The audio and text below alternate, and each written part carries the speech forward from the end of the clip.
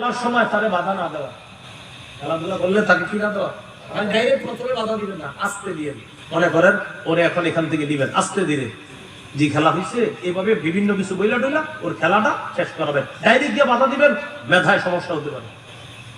Direct প্রথমে গিয়ে এরকম বাধা দিবেন না, আস্তে ধীরে।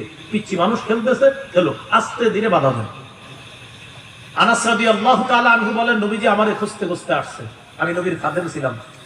আসার পর দেখে আনা আলাবু মাল গিলমান, আমি ছোট মানুষদের সাথে খেলতেছি, আমি খেলতেছি অন্যদের সাথে, বালকদের সাথে। তো নবীজি যখন আয়েশা দেখছে আমি অন্যদের সাথে খেলতেছি, নবীজি প্রথমে কিচ্ছু না বইলা ফাসাল্লামা আলাইনা, আমাদের সব শিশুদেরকে আল্লাহ নবী একটা সালাম দিয়েছে। আমরা সবাই খেলতেছি, নবী একটা সালাম দিয়েছে। এরপরে আস্তে ধীরে আমাকে ডেকে এক জায়গায় নবীজি পাঠিয়েছে। এটা একটা লম্বা হাদিস, এই হাদিসে একটা আজীব অংশ আছে।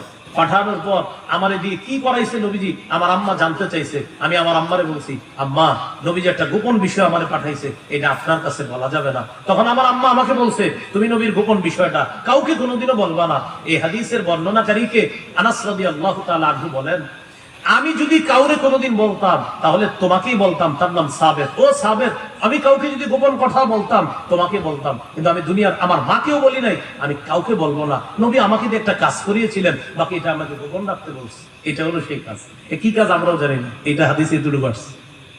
কি আসছে, আমি খেলতেছিলাম, নবীজি আসছে, আয়েশা আমাদেরকে সালাম দিছে, আমরা খেলতেছিলাম, আমাদের খেলা বাধা দেয় নাই, ছোট মানুষ আমরা খেলতেছি, আস্তে ধীরে আমাকে ডেকে এক কাজে পাঠাইছে। পরে হাদিসটা বললাম, বাকি লম্বা হাদিস, আমাদের অংশ একটু হয়ে গেছে। খেলাধুলা ডাইরেক্ট শিশুদেরকে বাধা না দিয়ে আস্তে ধীরে বুঝিয়ে সেখান থেকে নিয়ে আসা, বা আপনি বাড়িতে দিবেন বা পড়াতে পাঠাইবেন, আস্তে ধীরে নিয়ে আসা। কত 31